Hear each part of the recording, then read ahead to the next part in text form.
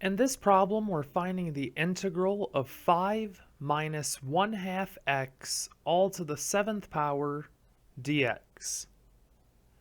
So when we start this problem, we're going to need a u substitution to go about it because this isn't an integral that we can handle on its own.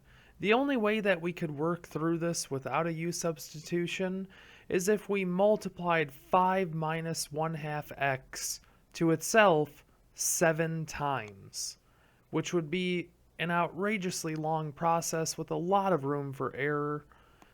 So instead, let's go about finding a u substitution here. We're going to let u equal 5 minus 1/2 x. Remember, u should always, in most cases I should say, should be the expression that is within your complicated function. In this case, the 7th power is our complicated function, so u should be the 5 minus 1/2 x that is inside of it. With that, du, again, is the derivative of u times dx.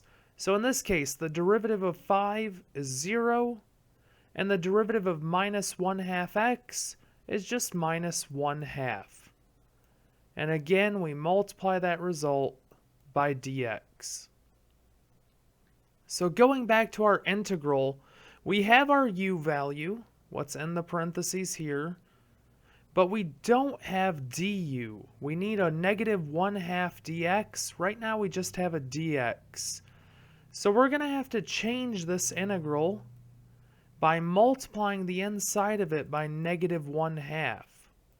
Which gives us negative 1/2 times 5 minus 1/2 x to the 7th dx. But when we multiply the inside of this integral by negative 1/2, we have to multiply by the reciprocal to the outside.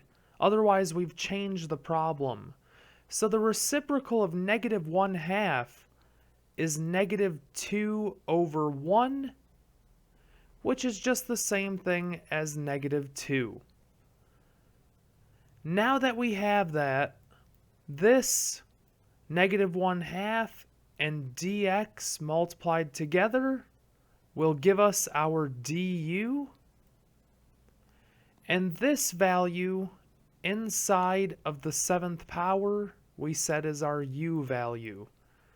So rewriting this integral, we get negative 2 times the integral of u to the 7th power du. And now this is an integral that we can work with.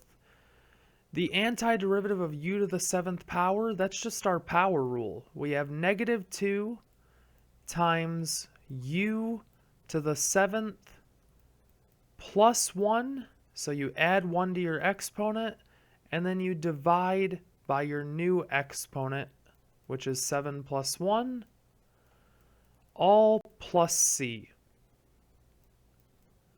And now from here, we get negative 2 times u to the 8th over 8 plus c.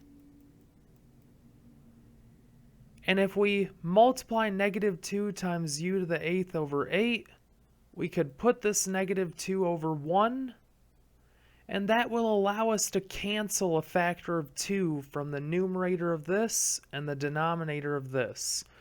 So this just becomes negative 1 instead of negative 2, and then we'll divide this 8 by 2 as well to get a 4, leaving us with negative u to the 8th power over 4 plus c when we multiply these fractions straight across. And our last step is to change back to the variable we started with, since we didn't begin with u.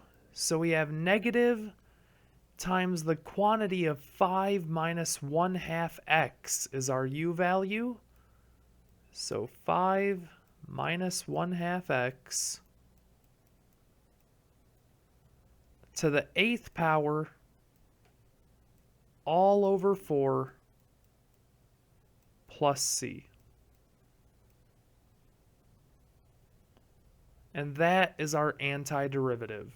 Remember, you can always do a check to make sure you have the right answer.